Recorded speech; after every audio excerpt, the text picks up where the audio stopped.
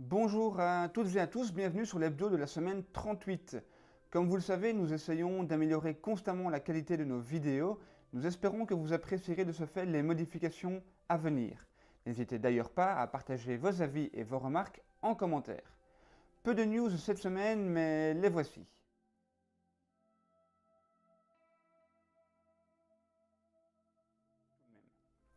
Nous commençons par une bonne nouvelle. Ce lundi, des consultants en marketing mexicains ont publié une nouvelle statistique concernant la nage avec les dauphins captifs. Ce type d'activité semble être de moins en moins demandé par les touristes et une baisse significative semble se confirmer. Moins de 10% des touristes ont participé à cette activité en 2016. Cela peut s'expliquer par le fait que de nombreux centres mexicains ont été critiqués et qu'une prise de conscience générale semble avoir eu lieu. Il existe 30 delphinariums au Mexique, hébergeant environ 300 dauphins, mais ces chiffres pourraient être rapidement vus à la baisse, car l'Assemblée législative du Mexique a voté récemment un texte interdisant les spectacles de dauphins et de la delphinologie thérapie dans le district fédéral du Mexique. Lundi toujours, la chaîne de télévision franco-allemande Arte a proposé un documentaire sur le massacre des globicéphales aux Féroé. Bien que ce documentaire d'une demi-heure regorge de détails, ces derniers sont le reflet du point de vue féroïen uniquement. De plus, de nombreuses infos et de nombreux détails sont incorrects ou incomplets. Cela est décevant car cette chaîne propose régulièrement de très bons documentaires, objectifs et neutres. Je vous invite à rester connecté sur notre chaîne YouTube pour découvrir d'ici peu notre vidéo consacrée au grind. Mardi, 4 dauphins ont été retrouvés morts en Vendée, sur l'île de Noirmoutier. Les premières analyses révèlent que ces morts auraient pour cause une capture accidentelle. En visionnant les photos, vous pouvez observer une découpe nette sur le corps de ces dauphins. Monsieur Willy Dabin, de l'Observatoire pélagiste de La Rochelle, avance 3 théories pour expliquer ce fait.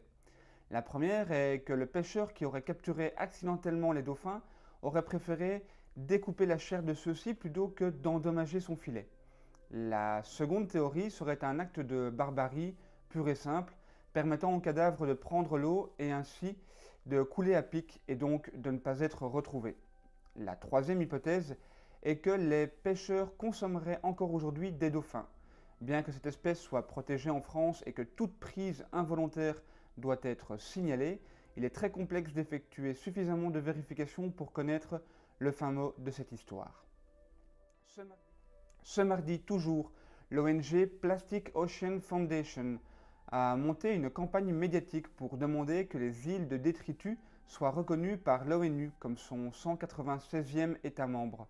L'idée était de profiter de l'Assemblée générale de l'ONU pour interpeller la communauté internationale en exigeant la création des Trash Isles, que l'on pourrait traduire évidemment par îles poubelles. Bien que cette demande soit officiellement déposée, l'ONG sait très bien que celle-ci ne sera jamais acceptée. Mais elle aura au moins eu le mérite d'introduire la question du plastique dans la conversation médiatique et politique. Je vous invite une nouvelle fois à jeter un œil à notre vidéo dédiée au plastique en cliquant dans le coin ici en haut. Shanghai est actuellement le second port au monde et ce jeudi, le port de Shanghai vient de mettre en service sa 4e extension de Yangshan. Ce gigantesque port à conteneurs va compter plus de 8 km de quais. Les premiers arrivages ont déjà été effectués.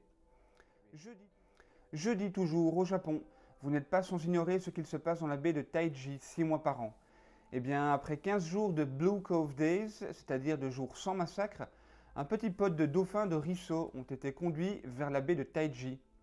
L'un d'entre eux a été déclaré apte à la captivité dans un delphinarium et emmené loin de ses congénères.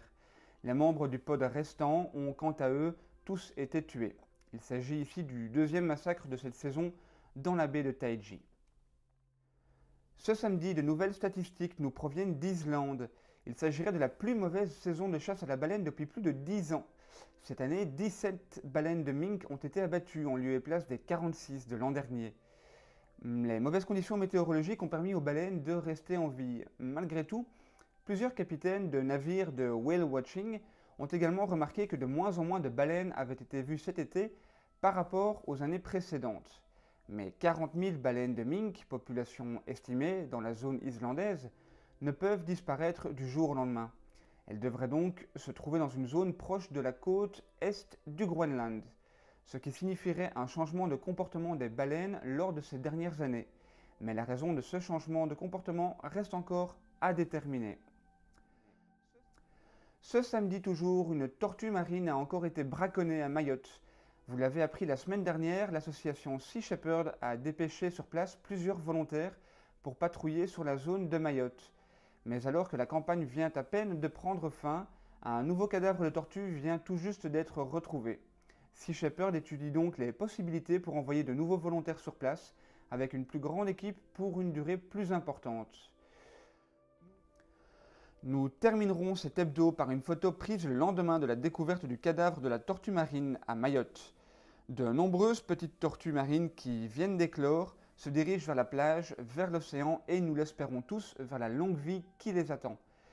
N'oubliez pas de liker, de commenter et de partager nos vidéos afin de nous aider à nous faire connaître et à améliorer encore nos vidéos et la qualité de celles-ci. Je vous dis à la semaine prochaine et d'ici là, prenez soin de vous. Récifalment vôtre.